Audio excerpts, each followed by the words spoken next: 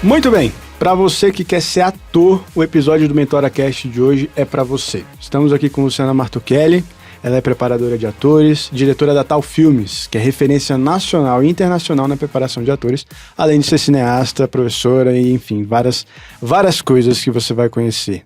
Luciana estava falando com ela aqui agora, você não queria ser ator, não queria ser atriz?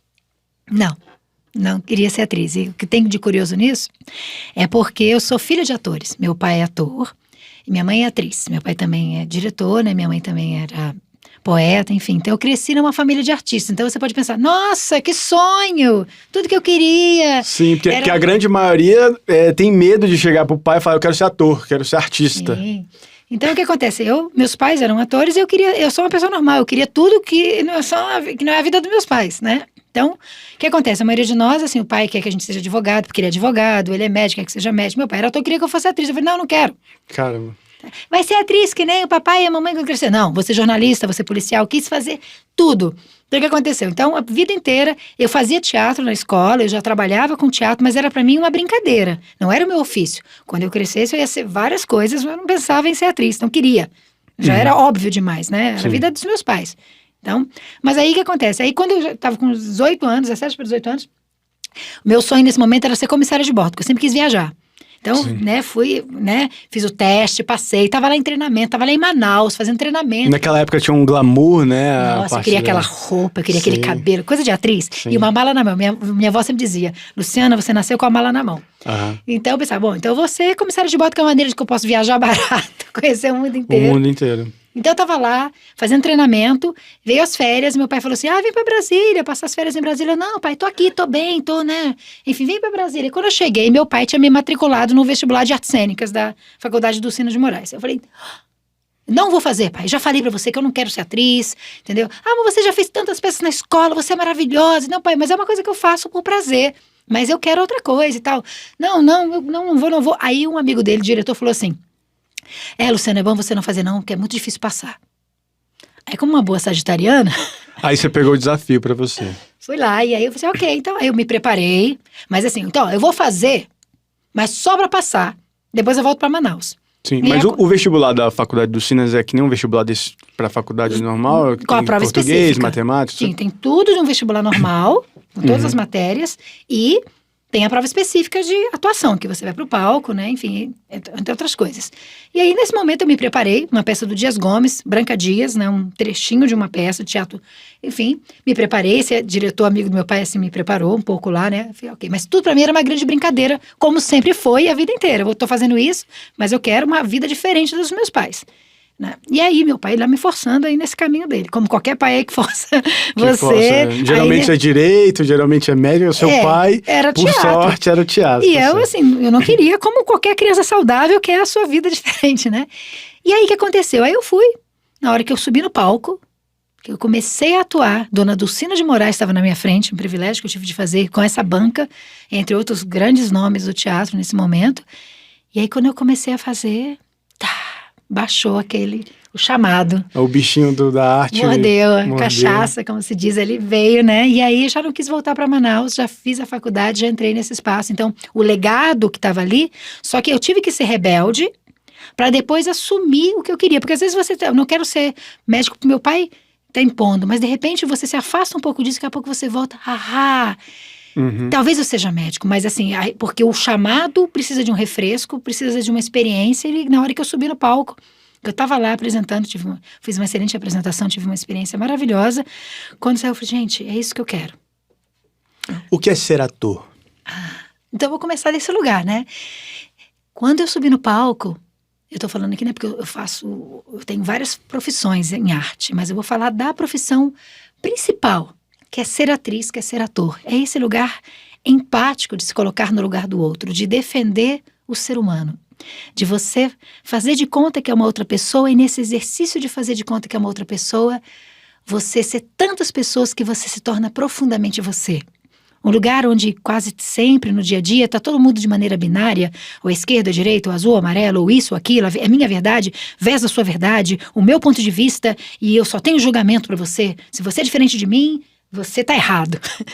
E de repente, quando eu sou atriz, eu me coloco no lugar do outro, muitas vezes de vilões, pensamentos opostos aos meus valores, defendo pontos de vista e estruturas e escolhas de vida que eu jamais faria, que eu não concordo com elas, porque eu estou dentro do meu ponto de vista. E de repente, ao fazer aquele ponto de vista, eu não estou dizendo que você vai mudar o seu ponto de vista, mas isso alarga seus horizontes.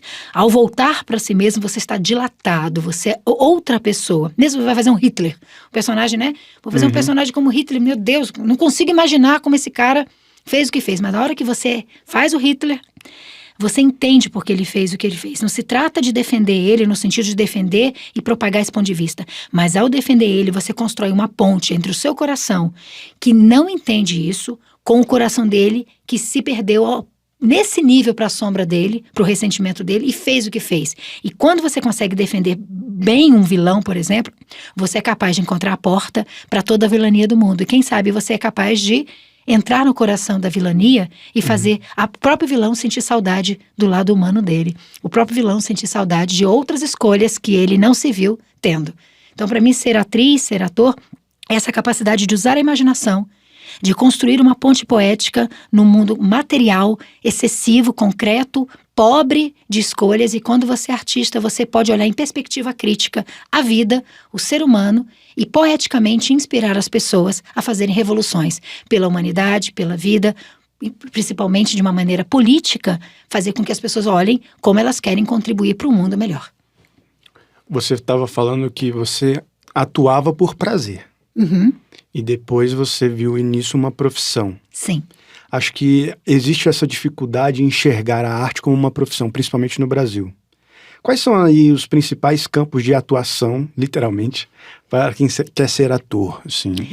Para a gente entender por que existe uma dificuldade de entender o ofício de ser ator como uma profissão, a gente tem que entender que ser ator ao longo de toda a história anteriormente, o teatro era visto como entretenimento. Então, o teatro, a atuação, no passado, nos séculos passados, eles tinham essa visão de entretenimento.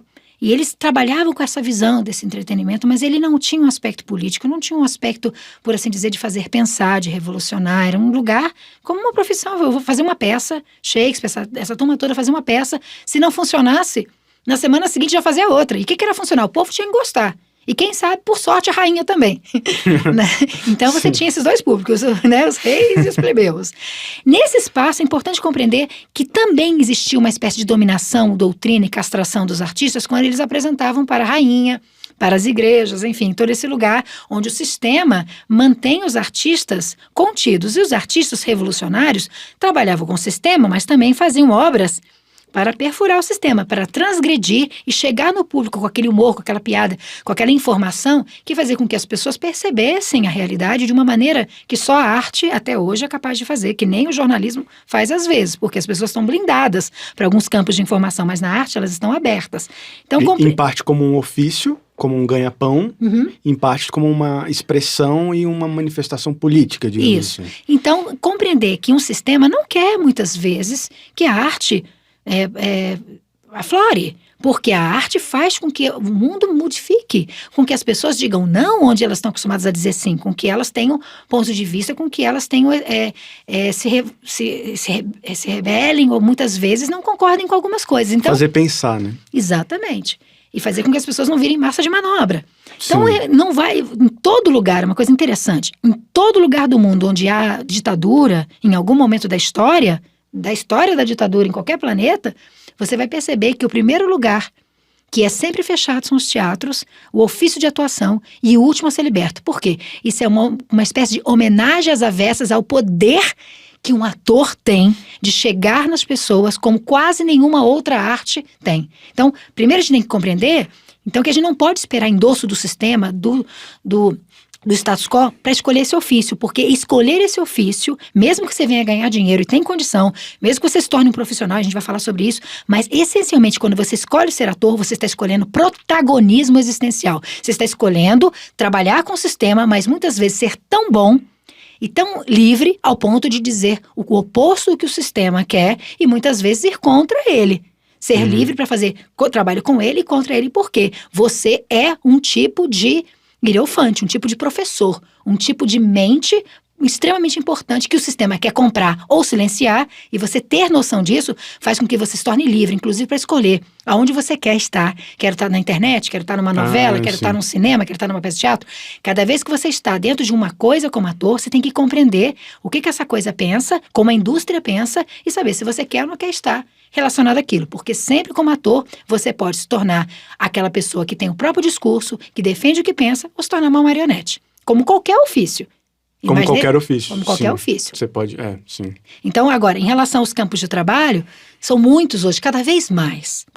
Mas os principais, assim? Bem, nós temos inicialmente o primeiro ofício do ator, que é o teatro. É o teatro... É a escola, né? É a escola do ator. Porque o teatro, ele tem um tempo de gestação como um berçário.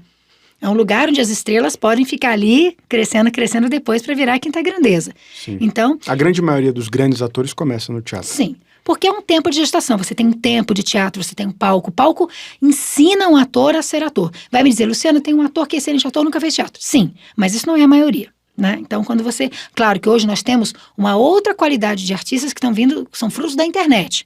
Mas é importante compreender que mais cedo ou mais tarde... Que é um teatro em casa. Exatamente, é um outro caminho. Mas se a gente fala assim de formação, para trabalhar a voz, trabalhar o corpo, trabalhar o texto... Trabalhar a musculatura, o piano de 7 oitavas, que é um ator, que é uma das profissões mais exigentes das artes, porque engloba muitas habilidades físicas, psíquicas, afetivas, emocionais, energéticas, que muitos outros ofícios isso não é exigido. Por exemplo, bailarino é exigido fisicamente, mas não é exigido que fale, nem que se emocione. Né? Então, que chore. Exatamente. O músico é muito exigido, mas muitas vezes ele não precisa, né, trabalhar com o corpo dele. Pode ficar ali só com uma parte do corpo dele em movimento. Às vezes, quando eu vou dirigir um músico, eu tenho que fazer todo um trabalho corporal, porque os músicos estão acostumados a ficar sentados, parados, tem que andar. Escondidos atrás do instrumento. Andar, falar, se mover, isso para eles é um desafio. Então, primeiramente é o teatro onde eu me formo, mas pode ser que você faça uma escola ortodoxa, faz uma escola de artes cênicas, ou faz uma faculdade de artes cênicas, que vai depois ter um DRT, né, que é um registro profissional de ator que a faculdade te dá, ou você faz de uma maneira heterodoxa. Né? O meu sócio, por exemplo, ele é um grande ator e ele fez de maneira heterodoxa. Ele fez publicidade, mas ele decidiu que queria ser ator. Então, ele nunca fez uma faculdade de artes cênicas, mas ele estudou artes cênicas de maneira extracurricular como uma faculdade. Estudou, leu, trabalhou, praticou a musculatura dele. É porque essa era uma pergunta que o pessoal mandou. Se é obrigatório fazer uma faculdade para ingressar no mercado como ator. Você precisa, então, ter um registro. Você para trabalhar como ator, não precisa ter um registro, mas alguns trabalhos exigem um registro. Por exemplo, dublagem. Se você quiser ser dublador, muito dificilmente você pode pegar um trabalho ou outro informal, assim, mas quando se trata das grandes empresas, né, do cartel da dublagem... Por que esse registro? Ele é sindicato? Ele é uma prerrogativa de profissionalização, porque, enfim, o ofício não era regulamentado, mas no momento que existe uma universidade de artes cênicas, está dizendo que existe um nível superior àquilo. Então, você começa a compreender que o registro distingue um profissional de um amador. Um amador é aquela pessoa que faz porque ama. Tem outro ofício, mas... Fortalece a categoria. Né? Fortalece a categoria, fortalece inclusive o direito aos salários, né, toda a remuneração e também todo o aspecto em relação à carga de horário, trabalho, como todo os direitos do trabalho, né, e também valoriza, começa a compreender também níveis de excelência, porque não é um workshop que transforma um ator num ator, não é um curso. É importante compreender. Um cantor sabe que é cantor, mas ele passa anos trabalhando essa voz dele. Uma bailarina demora anos. De prática, músico, né?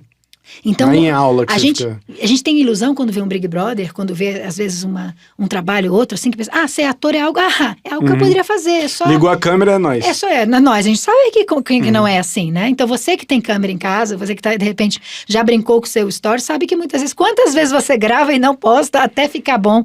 E o fato de ter postado não quer dizer que você tem alcance, e que as pessoas gostaram, que a sua informação chegou, enfim, o fato de ter seguidor não quer dizer que você tem, né, comprador do seu conteúdo, por assim dizer. Sim. Então, esse é um pulo do gato. Então, essa escola do ator é muito importante do teatro, mas existe uma maneira heterodoxa de você trabalhar a sua voz, pode fazer aula de canto. Mas para tirar esse registro, é o quê? Uma prova? Sim, tem muitas maneiras. Quando você faz a faculdade, inevitavelmente, pegou seu currículo, você chega automático. Tá. Eu tenho os meus registros todos de títulos que eu fiz, né?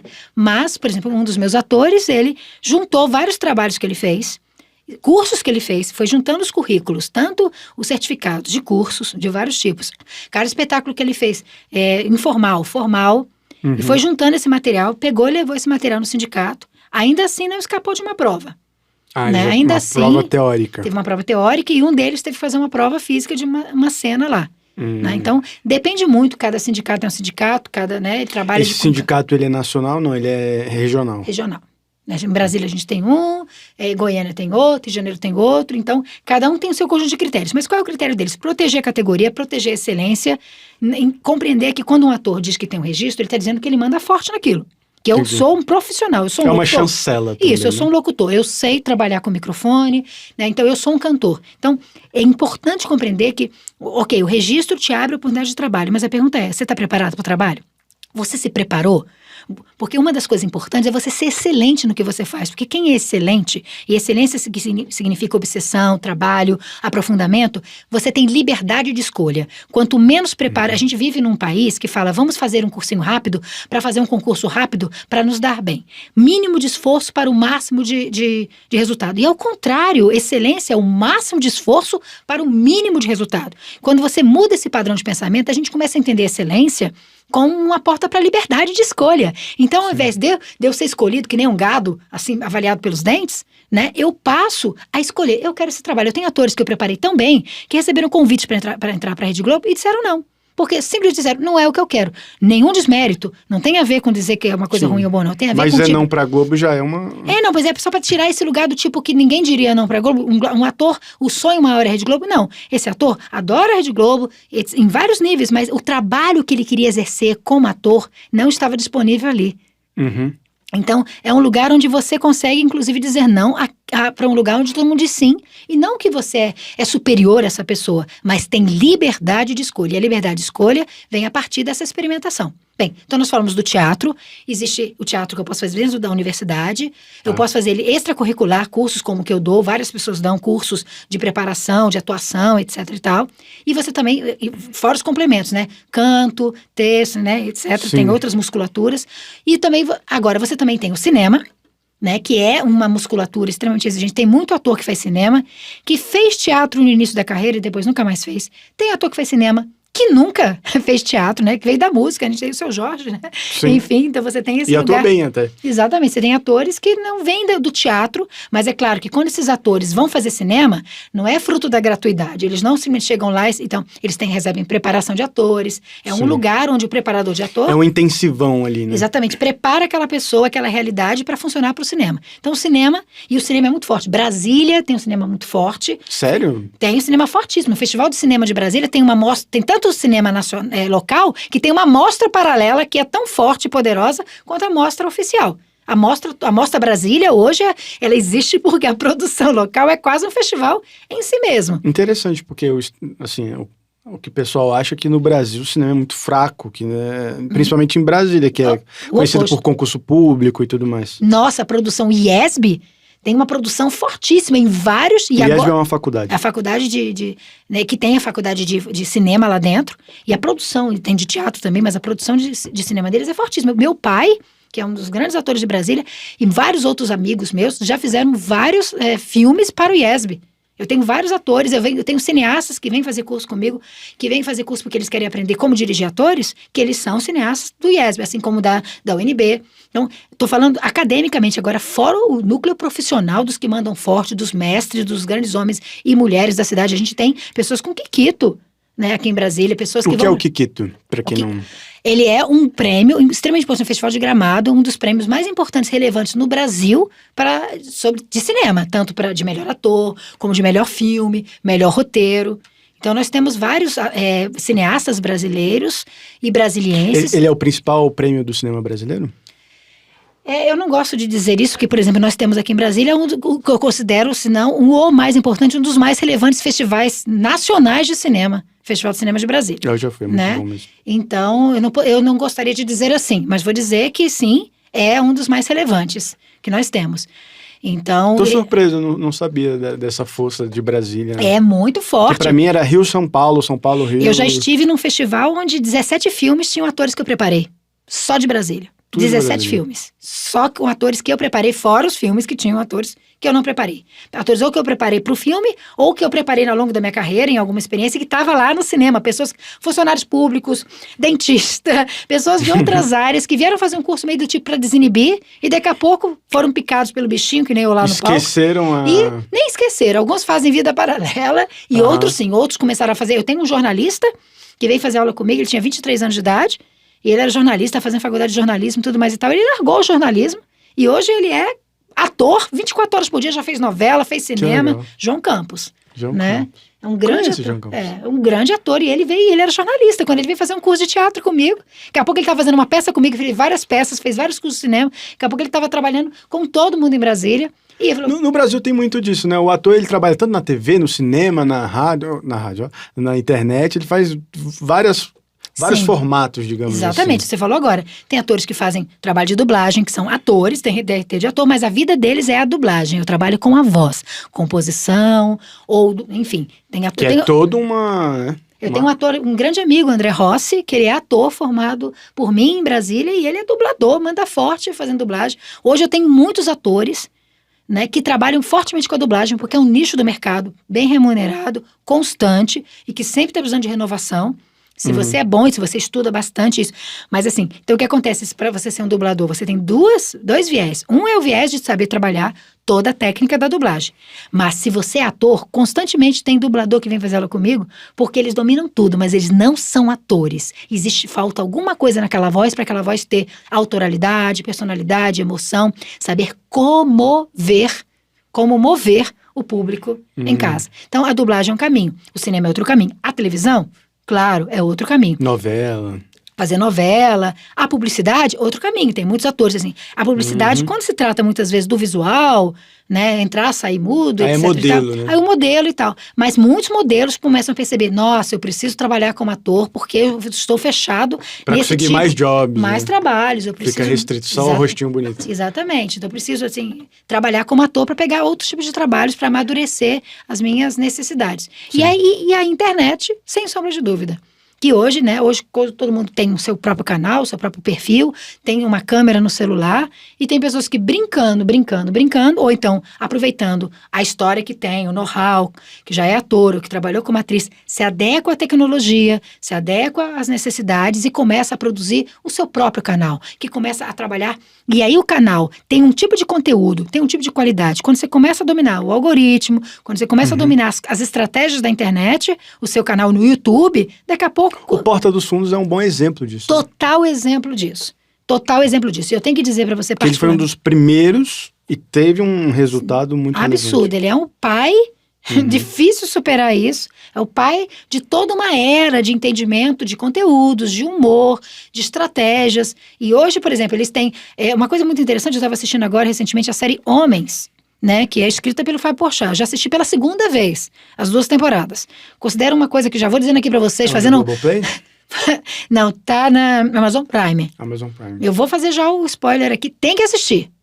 Todo mundo que é homem tem que assistir. E eu tenho um projeto de novas masculinidades, eu trabalho com muitos homens, eu preparo homens para cinema, para justamente discutir um pouco a coisa do machismo, etc e tal. Não é disso que eu vou falar hoje, mas isso é um dos meus jobs.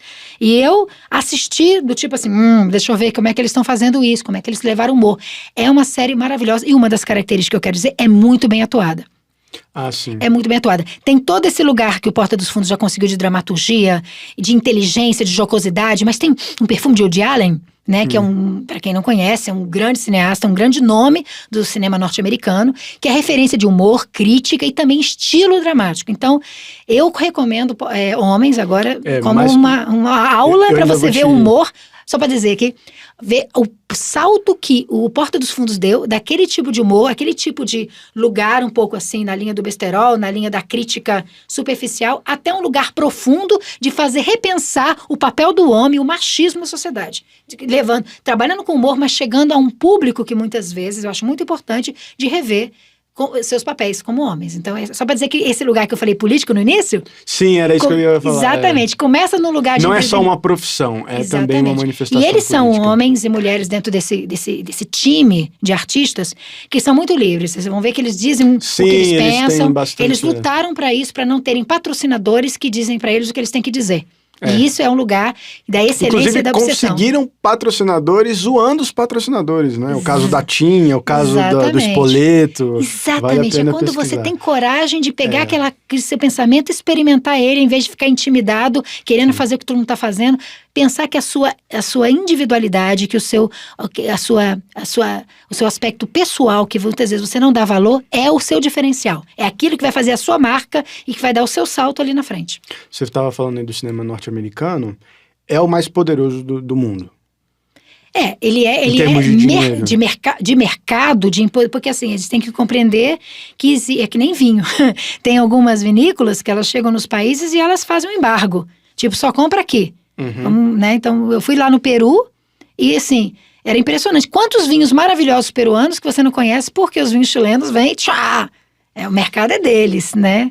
Então, é muito importante compreender que existe, quando a gente fala de arte é uma coisa, quando a gente fala de indústria é outra coisa. Então, quando a gente fala de cinema é extremamente poderoso porque ele é uma indústria muito forte, que levou isso às últimas consequências como indústria, como mercado, e eles apostam muito nisso. E isso é muito importante. Um país que entende o cinema como mercado se dá muito bem. É uma pena que o Brasil tenha essa luta.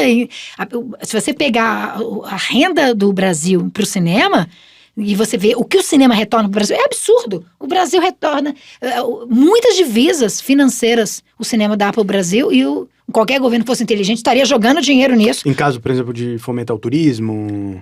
Em tudo, na produção de cinema mesmo. É impressionante. Quando você pega a produção cinematográfica, quando você vai perceber que você fala em termos de mercado, geração de emprego. Em tudo isso. Em tudo isso. E principalmente também na aceitação. Você pega aí o Paulo Gustavo, né? As divisas, o sucesso que o Paulo Gustavo fez ao longo da carreira dele, né? Toda a obra dele, tanto no teatro como no cinema, a explosão que é. E começou no teatro. Exatamente, começou no teatro. Então, quando você pega aí, você fala, nossa, imagina se ele tivesse mais apoio, mais subsídio. Ele nunca precisou disso. Né? Mas no Brasil, o cinema basicamente é sustentado pelo Estado, pela FAC? Sim. Eu gostaria que você falasse um pouco sobre a FAC. Ele é básico para fazer, porque cinema é uma coisa muito cara. Então, para fazer cinema, você tem que ter subsídio governamental. E, na verdade, deveria. Agora, o Brasil tinha leis de fomentos. Ele tinha uma estrutura invejável no mundo inteiro. Eu cansei de ter vários amigos de vários países que trabalham com cultura forte há mais de 50 anos, nos seus países na Europa, e que ficavam encantados de a gente ter um Ministério da Cultura. E as leis de fomentos, o tipo de incentivo. Nós vivemos já momentos áureos na nossa história de inteligência governamental, de compreender o poder da arte, tanto para o processo de evolução, civilização, crescimento, expansão de um país internamente, mas também de levar essas divisas e levar a cidadania e a cara desse país para o mundo. Porque é isso que o mundo deveria fazer. Vender o país, né? Vender o país. Chegar primeiro à cultura, aquela coisa dos Estados Unidos. Por que nós conhecemos os Estados Unidos? Através do quê? Do cinema deles. Onde chegaram os nossos filmes, chegarão os nossos produtos. Onde chegarem os nossos filmes, nossa música, chegará ao nosso país. Sim. E chegará o turismo de volta. E por aí uma vai. Estratégia não só de cultura, mas de economia. Qualquer país. Quando um país valoriza a arte, você sabe em que mundo esse país está. Primeiro, segundo, terceiro, quarto, quinto mundo. Quando ele valoriza, basicamente por dizer isso, quando a arte é forte no país, esse país fortalece essa arte, você vai perceber que a forma como esse produto interno, como homens e mulheres e arte é tratado. E aí você tem um orgulho, porque quando um país tem orgulho do seu produto interno e os artistas, né, no caso, têm orgulho de si mesmo nesse processo, você vê uma expansão. Então hoje você quer ir para Paris, você conheceu Paris como? Através dos filmes.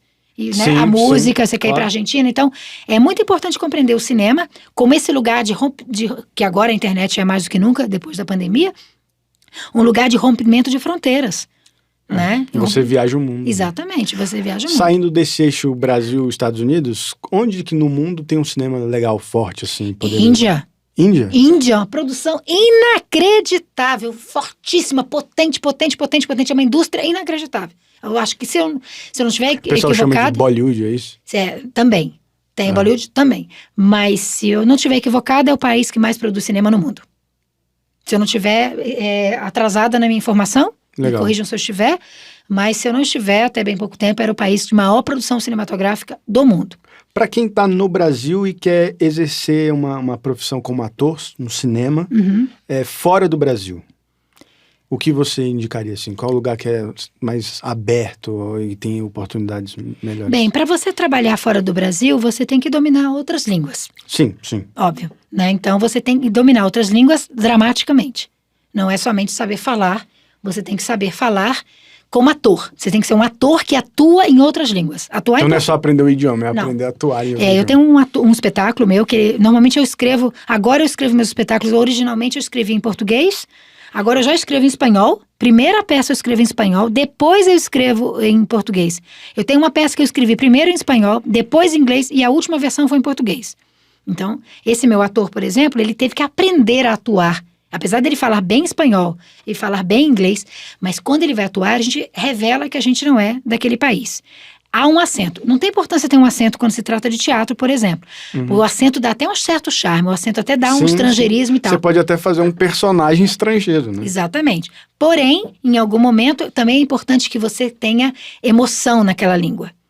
Né? Agora, quando você vai para um outro país que você tem um acento, que você fala o inglês, mas parece um latino falando, obviamente você vai ficar enquadrado, se tiver sorte, dentro dos personagens que são latinos. Agora, existem atores que levam o inglês deles a um nível tão profissional, né, dominam esse inglês que você tem dúvida se eles são nativos ou não, ou o espanhol. Então, o mercado é possível, mas é importante que você compreenda que é um mercado tão competitivo como aqui, então você tem que ser muito bom ator. Isso porque você, como estrangeiro, vai ter um caminho dobrado. Dobrado. Você vai ter que furar o mercado dos nativos. Sim. Então, para você chegar lá, você tem que ter o diferencial do diferencial. Além de ser um bom ator, você tem que ser um bom ator também dentro daquele país. Conseguir trazer uma diferença, algo especial. E é claro, aqui também no Brasil, mas mais lá fora, mais do que nunca, um agente. Uma pessoa responsável. Eu ia te perguntar isso, porque eu ia perguntar isso. Depois que você se profissionalizou, como é que você consegue um trabalho? Sim. Por onde você vai? Você manda um currículo? É um portfólio? Você falou do agente aí. Sim. Nós temos... você pode estar conectado a uma agência, né? Quase sempre você tem que ter uma agência, um agente. Tem agências de atores, assim como tem agência de modelos. Exatamente. Então, agência de atores, às vezes você tem um agente particular que cuida de você, que cuida de X, e às vezes tem uma agência inteira, né? Então, porque o agente, ele intermedia, ele conhece os jobs, os testes. Ele está na indústria, né? Ele está na indústria, ele ajuda você nisso. E ele sabe onde você vai funcionar melhor também, né? E às vezes, para começar, às vezes até ter um agente... muitas vezes você vai precisando, né, construir sua rede de relações, estar conectado a agências que não necessariamente são agências de atores, são agências de modelo que conseguem um trabalho. E às vezes estar trabalhando, que é muito importante, manter as suas mídias sociais ativas com o seu trabalho lá, ter um showreel, que na verdade é um lugar que você vai colando os vídeos, os trabalhos seus. É tipo uma rede social? Não, o showreel é como se você fizesse um videoclipe seu. Então, cada trabalho que você faz, você vai juntando ali e construindo uma espécie de cartão de visita. É um portfólio. Um portfólio visual do que você já fez. Então, e às vezes tem vários tipos, dependendo do tipo de trabalho que você quer fazer, mas às vezes tem um produto de elenco que está procurando um ator, e às vezes você vai mandar esse material para ele ver o que você fez. Mas agora, o que está em voga é o self-tape. O self-tape é a nova tendência, e já estava antes da pandemia, agora com a pandemia veio para ficar, que era o ator se autogravar e ele manda isso para uma agência, ou manda isso para um teste específico. Tem muitos testes que acontecem. Às vezes você consegue estar dentro de um grupo, no WhatsApp ou em algum lugar, de amigos que vão dizer para você, tá rolando um teste para isso. Eu mesmo participo de alguns, falo, Luciano, precisando de um ator para fazer... Como qualquer profissão, o network é importante. Muito importante. Tem ator que não sabe fazer o network, por não fazer, fica isolado. A gente pode falar isso no próximo capítulo aqui. Sim. Mas voltando então sobre o self-tape, ele é um lugar onde você, pega a sua câmera e você recebe um texto e você grava esse texto e você manda para o produtor de elenco. E só quando você passar nessa etapa é que você talvez vá para um presencial. A tendência cada vez mais vai ser não chamar atores para presencial. O ator já manda... Que é mais barato, mais rápido. Nossa! Né? Ano retrasado, antes mesmo da pandemia, já estava uma tendência. Eu estava na Colômbia, eu preparei 5 pessoas para self-tapes que elas iam mandar para um longa-metragem em Brasília. As pessoas estavam em Brasília, mas elas não iam ser chamadas para fazer o teste presencial. Tinha que mandar pela internet. E depois havia uma triagem. Dessa triagem, eles iam tirar alguns atores para fazer presencial. E aí, assim, inclusive, 2 atores meus passaram para esse longa. Um fez presencial. deu sorte, ou azar, não sei, foi lá fazer presencial sem conseguir fazer pela internet, e o outro fez. Então, saber trabalhar com essa tecnologia, saber gravar a maior parte dos clientes hoje com que eu trabalho, quando eu estou preparando agora, estou preparando para self-tape, porque desenvolver um critério onde você faz um estúdio em casa, onde aprender você... a iluminação, captação de áudio. Tecnologia, e também... Como saber quando você gravou? Porque quando você vai fazer um teste no estúdio, eu vou lá, gravo, o diretor fala, ok, valeu. Quem é que dá o ok, valeu pra você? Você faz quantos para mandar? E será que a versão que você manda é a melhor?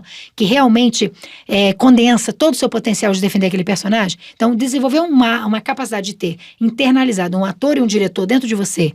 Um diretor que realmente entende de excelência, não um asséptico, né, perfeccionista que nunca gosta de nada, que grava 25. Tá péssimo. Tá péssimo. E nem um indulgente, que fala, tá maravilhoso, nasci pra isso.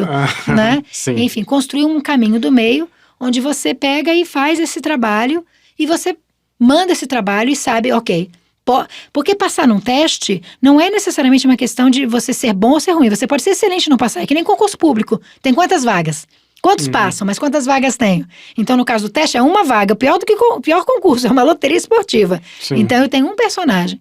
E aí você faz aquele teste, você passou, digamos que você é excelente, mas tem uma pessoa que tem as características mais completas. Às vezes é uma questão de biotipo, muitas coisas. Mas quanto mais você manda, você também vai ficando conhecido, né? Exatamente. E às vezes a pessoa, nessa vaga não, mas pô, ele tem um outro projeto que o cara é essa e vai né? praticando, e vai descobrindo. E às vezes, qual é a vantagem, às vezes, de você fazer um teste? Se você conseguir um feedback, é ótimo. Quer descobrir, às vezes eu não passei, eu não passou. Eu tenho um ator que eu estou preparando agora, que ele tá mandando material, e esse ator, por exemplo, ele estava cheio de espinhas. Né? Uma coisa natural do adolescente. Eu peguei e falei assim, vamos falar sobre essa pele? Né? Porque eu tenho um ator que eu gosto muito, está em São Paulo hoje, e muitas vezes ele veio fazer, às vezes a Rede Globo vem a Brasília, ela faz um cadastro.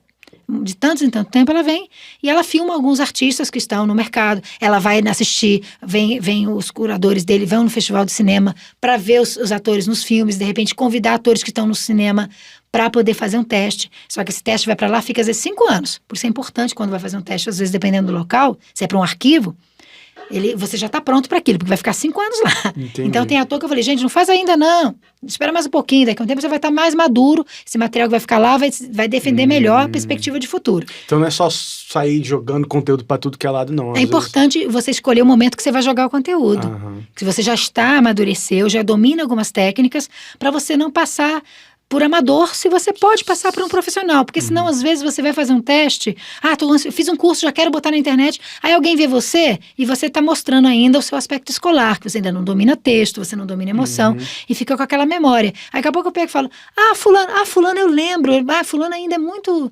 escolar, ainda é muito amador. Não, mas ele melhorou. Mas aquela imagem fica. Então, é um caminho de ser dosado. Nem é ficar preparando anos e anos para poder se mostrar, e ao ponto de construir, e não sair do armário, e ficar numa incubação, assim, né, e ter uma gravidez que não tem filho, e nem ficar nesse lugar urgente, do tipo, eu quero fazer um curso, já estou pronto, quero um DRT, já estou pronto, porque porque essa coisa do Big Brother, essas coisas dão uma falsa ilusão de que é um golpe de sorte, que eu não preciso de muito preparo, que é uma questão de se tornar famoso. É muito importante separar ser ator de ser uma celebridade. Você pode ser uma celebridade e não ser um ator, e muito menos um bom ator. Agora, se você é um bom ator, mais cedo ou mais tarde você se torna uma celebridade, você é uma pessoa conhecida. Pode ser conhecido no seu bairro, pode ser conhecido na sua cidade, pode ser conhecido no seu estado, pode ser conhecido no país. Eu, por exemplo, sou muito conhecida em outros países, mais do que eu sou conhecida no Brasil. Em muitos outros países, por exemplo, eu vou na Colômbia, o teatro já está lotado 2 semanas antes de eu chegar. Ótimo. Né? O meu espetáculo ano passado, é uma coisa curiosa de falar sobre mercado de trabalho agora, por exemplo, eu fiz vários espetáculos que são monólogos, para justamente viajar. Tipo um ator, um músico, 3 malas. Barato para viajar, para festivais internacionais. Eu pertenço a uma rede internacional de teatro de mulheres. Então eu vou para vários países e fiz vários espetáculos pequenos, prêt-à-porter, para levar comigo. Quando veio a pandemia, o que acontece? Esses espetáculos ficaram dentro das malas fechados. Eu tinha um espetáculo que ele tem 16 atores, enfim, demora 7 dias para montar, uma cenografia caríssima, mas eu filmei com 5 câmeras esse espetáculo. Você tinha gravado? há 5, 6 anos atrás. E eu tinha feito isso pra mim. Requinte de crueldade. 5 câmeras, porque como eu trabalho com cinema, eu queria registrar. Sim. Era um espetáculo maravilhoso. Aí o espetáculo viajou virtualmente. Exatamente. Chama Sonhos de Shakespeare. Ano passado tinham vários festivais. Eu não tinha um espetáculo, mas eu peguei e mandei esse festival. Ele foi pra 7 festivais. Inclusive, em uma das salas teve 3.000 espectadores. Coisa que talvez não fosse possível. Eu nunca poderia viajar com esse espetáculo, levar tantos atores pra fora, com uma cenografia pesada. Tem banheira, cozinha, enfim, é uma estrutura... Você acha que pega essa tendência de teatros virtuais? Totalmente. Eu acho que é uma tendência que veio para ficar. Para mim, agora mesmo eu estou escrevendo vários projetos, eu estou pensando em presencial e virtual. Que é mais barato e você atinge o mundo inteiro. Né? Inclusive... Você lota a sala na Colômbia fazendo em Brasília. Inclusivo, é um lugar... Inclusive, se você imaginar, por exemplo, você pensa, por exemplo, numa pessoa com dificuldade de mobilidade, em casa, que ela pode assistir... condições financeiras. Exatamente, tem a legenda. Então, eu já penso, por exemplo, em acessibilidade. Legenda, você pode falar para outros idiomas. Acessibilidade. Meu espetáculo, por exemplo, ele tá com a legenda já em espanhol. Nem precisei que meus atores aprendessem a falar espanhol, já botei a legenda. Voltando um pouco pro perfil, você falou do perfil escolar. O que você, como preparadora de atores, percebe e diferencia assim, um escolar de um ator preparado? O que você avalia? No teatro eu avalio da forma como anda. Quando um ator pisa no palco e caminha, eu já sei se é profissional ou não. A forma como o ator pisa, eu já sei se ele domina a coluna, o peso, a energia dele, a dilatação, a sinestesia. Se quando ele está no palco, existe um ator que domina o seu traçado. Pela forma como caminha e fica em pé. No teatro. No cinema, muitas as possibilidades, mas assim, quando você... Um ator profissional, vamos lá, vou dizer o que hoje eu acabei de dar um curso, né? Dei 4 horas de aula hoje, então vou falar o que eu falei um pouco hoje para eles. Primeira coisa é saber trabalhar com o texto. E muitas vezes um ator pega um texto e fala assim, bom, como é que decora um texto? Então, saber decorar um texto, a palavra decor vem de decore, de decoração, by heart. Não é by mind. Então, às vezes, as pessoas têm um ator que está começando, ele acha muitas vezes que decorar o texto é uma coisa de ler, entender ali, que já está decorado. Não é memorizar. Aí, na hora que ele começa a falar o texto, ele descobre, não funcionou. Um profissional já sabe que um texto tem que ser dominado completamente. Um ator iniciante, muitas vezes, não sabe improvisar. Então, se eu der um tema para ele não tem retórica, uma mente que sabe trabalhar em qualidades poéticas, em qualidades associativas, para pegar um tema e desenvolver como se ele tivesse um texto pronto, como se fosse o personagem. Um ator profissional... Com fluidez. Isso. Um ator profissional que trabalha com improviso. Você pega um Fábio Porchat, por exemplo, dá qualquer tema para ele dá um show aqui, porque ele tem a musculatura do improviso totalmente Mas isso vem do repertório mesmo. Vem do treino. Então, o que a gente pega um profissional de um amador é o tempo de uso, que é o tempo de prática, que faz com que aquela ferramenta tenha liberdade e seja expressiva. E a ferramenta é o corpo. Exatamente. E dentro do corpo nós temos a voz. Um ator que sabe trabalhar com graves, médios e agudos. Um ator que sabe trabalhar com dinamismo, com ritmo, que sabe dar colorido. Você pega, por exemplo, um ator como Daniel Day-Lewis, que ele tem uma capacidade... Existe ele trabalha em cima dos sotaques. Cada personagem dele demora 2 anos. Fez Lincoln, que é uma obra-prima.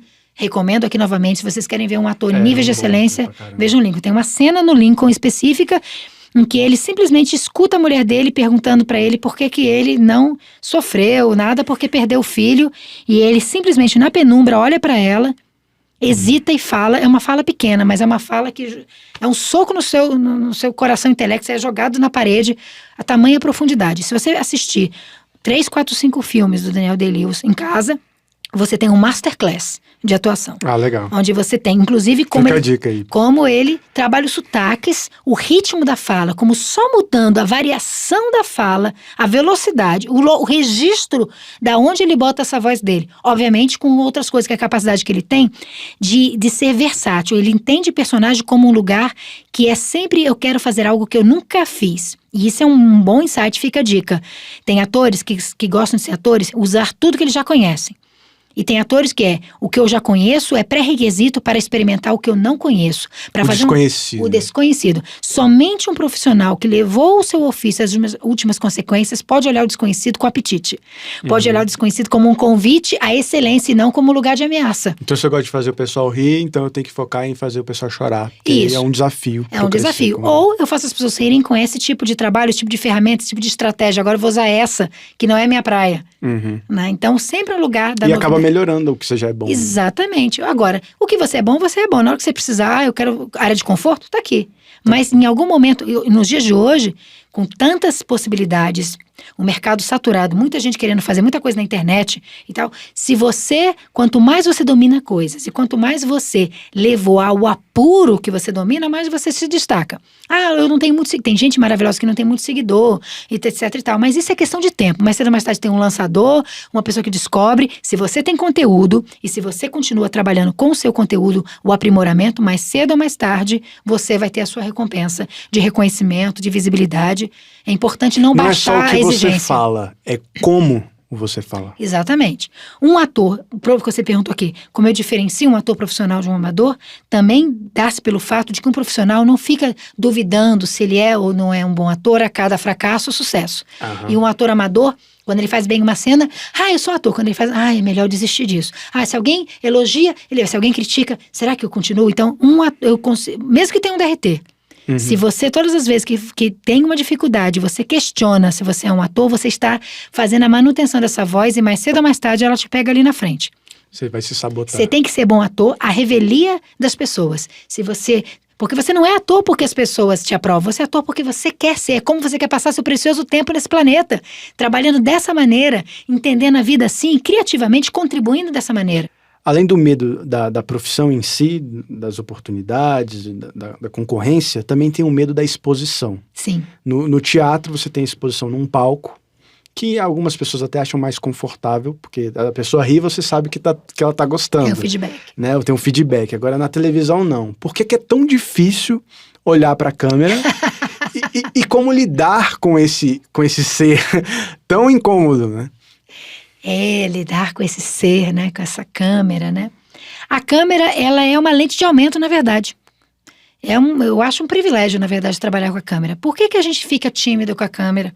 Porque a gente tem, às vezes, dificuldade de lidar com a presença. Porque se eu estou na frente da câmera aqui agora e qualquer pensamento que eu tiver que me tira daqui, a câmera revela. Então, a câmera aumenta isso. Esse medo da exposição tem vários níveis.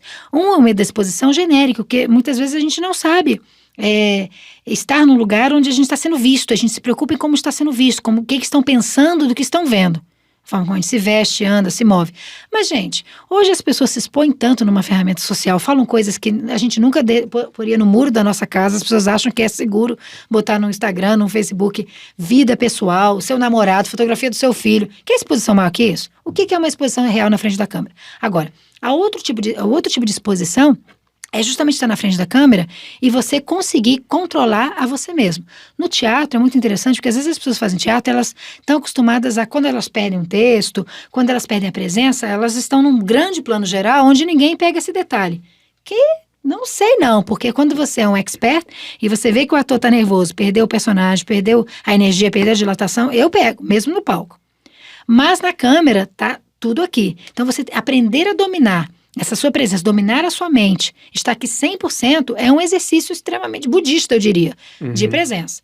Então, trabalhar com a câmera hoje em dia, o segredo de você dominar a câmera é você não se preocupar em como está sendo visto e você lembrar que assim como eu estou falando aqui, olhando para você nesse momento, se eu decido que eu vou olhar para a câmera, eu não estou olhando para um objeto que tem uma lente preta, eu estou olhando para outra pessoa que está do outro lado de lá, é com ela. Então, quem é mais importante na frente da câmera não sou eu, é a pessoa do outro lado. Quanto mais eu estou focado na pessoa do outro lado, mais eu esqueço de mim mesma, esqueço dessa tecnologia e começo a funcionar. Então a câmera se torna uma aliada, se torna um veículo, se torna uma ponte entre eu e um mundo imenso de troca. A câmera como uma janela. Exatamente. Tipo, oi. Exatamente. Então você só vai para a janela quando você está querendo ver e ser visto. Então, se você não quer ver, não quer ser visto, a câmera é um problema. Mas no momento que você tem o que dizer, está encharcado, está recheado de inquietudes, possibilidades, humores, trocas, sensibilidades, a câmera é um convite a essa troca.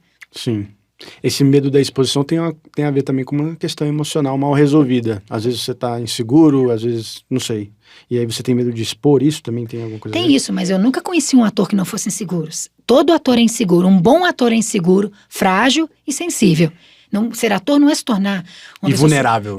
Não. Quanto mais vulnerabilidade, mais porta para o coração das pessoas. Agora, aprender a trabalhar essa vulnerabilidade, aprender a trabalhar essa insegurança no lugar certo. para ela. Na hora do trabalho, eu enfrento o meu trabalho. Depois eu vou numa terapia, ou depois eu trabalho isso no esporte, numa atividade física. Porque essa vulnerabilidade é que justamente me faz com que eu compreenda o outro. Porque a partir do meu coração, das minhas dificuldades, dos meus medos, dos meus anseios, das minhas vitórias, que eu sei da vida aos personagens. Quando vem a vitória, o fracasso, o medo do personagem, eu entendo disso, porque eu conheço isso na minha vida. Então eu não posso me fechar. Não tem uma porta para o amor e uma porta para a dor. A porta é uma só. Entrou, saiu. Boa. Então, se eu sou capaz de ser visto, eu posso ver. Se eu sinto fragilidades, eu também sou capaz de sentir a fragilidade do outro e conversar e dialogar com o outro. Então, trabalhar com a câmera, essencialmente, é um processo de autoconhecimento constante. Mas eu começo a perceber muitas vezes que na minha infância, que na minha vida, eu carrego crenças desnecessárias. Frases que foram ditas para mim que não tem a ver comigo, isso não tem a ver com ser ator, não. Muitas vezes eu não consigo levar um ofício a cabo, qualquer profissão a cabo, a excelência, a vitória, o sucesso não é possível, porque eu não fui acostumado a pegar o sucesso nas mãos. Eu fui acostumado a buscar o sucesso e lá nutrir uma voz de que não vai dar certo, que é difícil, que vai ser difícil. Que se sabota. Que se sabota. Então, entender que autossabotagem, autoimagem desatualizada é algo muito constante quando a vitória do ofício, da profissão chega. Então, quando você finalmente se torna quem você queria, quando finalmente você tem nas mãos o seu ofício, o seu relacionamento afetivo, enfim, a sua conquista, trabalhar a mente para entender que conquistou, para não sabotar isso, para não andar para trás, para não voltar para o inferno, para não entender que todo protagonista, toda pessoa que se destaca no mundo, ela fica com alguma solidão. É solitário a vitória. É solitária a vitória. Então, aprender a trabalhar que às vezes eu não quero voltar para trás para pertencer ao meu núcleo familiar ou aos meus amigos que ficaram lá naquele mundo deles. Às vezes ir para frente é amadurecer. E o amadurecimento de um ator passa pelos seus personagens. Quanto mais um ator atua, trabalha poesia, trabalha textos, lê Shakespeare, lê Nelson Rodrigues, lê boas literaturas, quando isso tudo vai cozinhando o cérebro dele, o coração dele, ele vai entendendo a grande matrix que ele vivia. Né? Ser ator é pegar e tomar a pílula vermelha. É acordar para um mundo em que você é o dono da sua realidade, você constrói a sua vida, você não é vítima nem vilão, você é o dramaturgo. Para quem é jovem, pra quem tá ali na escola ainda, não é nem amador, nunca teve experiência nenhuma.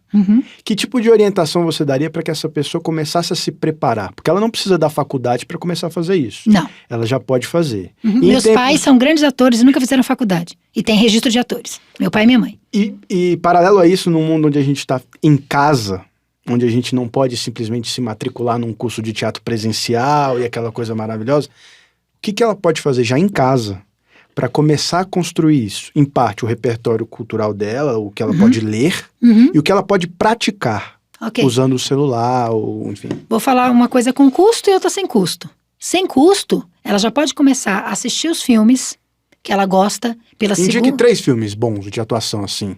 Eu tô com o Daniel Day-Lewis na cabeça. Lincoln. Lincoln, tá. Né? Você me pegou de surpresa.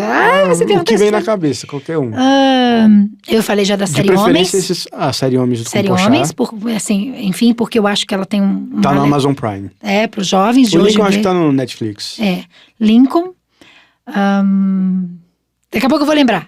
Tá. Deixa eu seguir aqui. Daqui a pouco eu lembro, porque eu me sinto responsável. Meu Deus, qual que eu vou dizer aqui que eu mais gosto? Enfim, politicamente correto de dizer também aqui para jovens. Né? Enfim, então vamos lá. Eu ia falar antes sobre uma forma de praticar. Você pega os filmes que você gosta de atuação, que você curte, que você já viu, e assista várias vezes. Até decorar, fala. Não somente decorar. Aprenda, por exemplo, vamos pegar aqui o Daniel Day-Lewis, né? Vou pegar o Lincoln que eu falei. Assista o Lincoln uma vez, para você ver o filme. Depois assista prestando atenção na atuação dele, nos detalhes. Uma vez assista vendo como ele trabalha com a voz. Depois assista vendo como ele trabalha com as mãos. Depois assista vendo como ele escuta os personagens. Né? Pega uma cena que você gosta e imita. Porque imitar um grande vai fazer com que você pise nos pés do caminho bom. Agora, imitar um pequeno não, mas imitar um grande... É a famosa modelagem. Exatamente. Brinca, pega textos que você gosta. Quando você pega... lembrei, uma série. Eu quero falar de uma série que eu recomendo, também da Amazon Prime. This Is Us. Sim. É the best of the best of the best. É uma aula de atuação. Vou deixar na descrição aí. É uma aula de atuação, além de ser uma constelação familiar. Um lugar que nos faz ver nossas famílias. Eu já chorei, assim, cântaros vendo essa série. Já estou pela segunda vez. Recomendo uma aula. Amazon Prime. Amazon Prime, This Is Us. Uma série incrível. Bem, então você pega, você assistir os filmes. Por exemplo, se você é um diretor, muitas vezes, quer ser diretor, eu falo, assista ouvindo só a trilha do filme. Como a trilha determina o ritmo, a intenção, o clímax. Assista depois vendo os cortes, as câmeras. Cortou, não cortou, não cortou. Então, assim, você pode pegar todo o material de entretenimento e transformar em masterclass para você. Assistir com os olhos do aluno que está decupando as informações. Esse é um caminho que você pode fazer. Obviamente, buscar livros de atuação. Podemos depois deixar na descrição aqui algumas dicas que eu tenho. Sim. Livros de atuação. Buscar ver esses livros que vão te dizendo um pouco sobre a história do teatro, a história da atuação. Essa cultura é extremamente importante. E você pode trabalhar isso. Você pode pegar, por exemplo, uma música que você gosta e você também trabalhar a sua voz. Eu costumo dizer, pega um livro de poesia, uma poesia que você gosta, um poeta que você gosta, e lê, decora esse texto e interpreta essa poesia. Hoje eu disse para os meus atores, um ator tem que treinar a mente dele toda semana. Então, escolhe um texto por semana para decorar, escolhe um texto por semana para atuar, e você, mesmo que você não poste na internet, grava você, com os critérios subjetivos que você... vai praticar, né? Isso aí, com os critérios que você já viu que está funcionando ali, e grave e pratique, vai praticando isso. E uma das dicas que eu diria é que nunca se apega ao que você fez. Sempre pergunta, o que tem mais? O que tem mais? Segue em frente. Para você não ficar engessado. Não? Quando eu falo para você imitar o Daniel Day-Lewis, não é para você imitar e fazer como ele. É para você não pisar... é mímica, né? É que nem quando a gente pisa no pé do pai para aprender a dançar. Pisa nos pés dele para começar. E depois vai tentando buscar perguntas como tipo, e como eu faria? Como eu entendo isso? Vai se desafiando. Vai se desafiando e colocando isso. Esse é um caminho. O outro caminho, obviamente, tem muitas aulas gratuitas na internet, de masterclass que estão acontecendo às vezes, e tem aulas pagas. Então, por exemplo, agora quem está na pandemia, por exemplo, falando de mim, antes de começar a pandemia, eu dava muitas aulas presenciais, eu quase não tinha condição de trabalhar online, porque eu tinha turnês internacionais, espetáculos, e eu fazia um trabalho online pontual. Uma pessoa quer fazer um teste, uma coisa bem específica. Depois da pandemia, eu só dou aula online. Então, assim como eu, tem muitos profissionais que estão fazendo trabalhos, tantos, às vezes, aula, por exemplo, no meu perfil da Tal Filmes, tem 3 ou 4 ou 5 lives só sobre atuação. Falo sobre cabeça, clichê. Toda semana a gente está fazendo agora uma live onde eu respondo perguntas e eu falo das dificuldades de passar num teste, como é que grava um self-tape, os clichês, usar a mão, usar a boca. Então, assim como eu, tem vários profissionais na internet. Quais são os maiores 3 clichês? Os maiores 3 clichês que a gente tem, por exemplo, falar com a cabeça, fazer com que a cabeça o tempo todo fique falando junto, né? Parece aquele bonequinho, cachorrinho que fica no carro balançando assim, né? Um outro clichê que a gente tem é interpretar uma emoção que não está sentindo, esse lugar onde o tempo todo eu preciso mostrar uma coisa que eu não estou sentindo. Isso é um clichê de atuação. Outro clichê, por exemplo, são as caras e bocas, né? A boca, o olho, tentar fazer, ou muita então... expressão. Tentar desenhar, ou as mãos. Parece que eu tô fazendo libras, então eu tô falando... O ideal é a sutileza, mostrar sem mostrar. Exatamente. O importante é compreender que quando eu atuo, a câmera mostra. Então, quando além de atuar, eu também quero mostrar com as mãos, com a boca, é porque eu não estou confiando na verdade. Quando o meu mestre, Antunes Filho, falava uma frase maravilhosa. Se tem humanidade no olhar, já tem ali um personagem. Então, menos é mais. Mas esse menos não significa que você não está dando verdade. Significa confiar no seu coração e tentar usar a câmera como uma lente de aumento daquilo que está ali. E não como um lugar que você precisa mostrar e impressionar. Convencer ninguém. Quando alguém quer convencer na vida, a gente já vê que essa pessoa é suspeita, né? É suspeita. Então a câmera é um lugar que você não precisa convencer. Esteja lá, presente, se comunica, conta uma história. Humano, né? Você perguntou o que é ser ator? Então termina esse masterclass dizendo o seguinte: ser ator é aprender a contar histórias. Histórias que você mistura o seu mundo com o mundo do outro. Histórias que nos lembram o que é ser humano, que nos dá saudade da vida. Assim como na pandemia a gente tem saudade dos encontros presenciais. Ser ator é fazer com que a gente sinta saudade do nosso melhor que a gente ainda não se tornou. Só para agora concluir mesmo, olhando para a câmera, para um jovem que está em casa com medo de seguir uma profissão tão incerta como é ser artista, o que você diria? Como você quer passar seu precioso tempo nesse planeta? Se você tivesse somente 6 meses de vida, o que deixaria de ser importante e ia se tornar urgente? Você vai deixar mesmo para a próxima vida o seu sonho? Se você tivesse um filho, você ia querer que esse filho seguisse a vida dele, realizasse os seus sonhos porque você não realizou? Então, minha dica é, não tem tempo a perder. Esse mundo precisa de artistas despertos, que se importem, que se inspirem no mundo.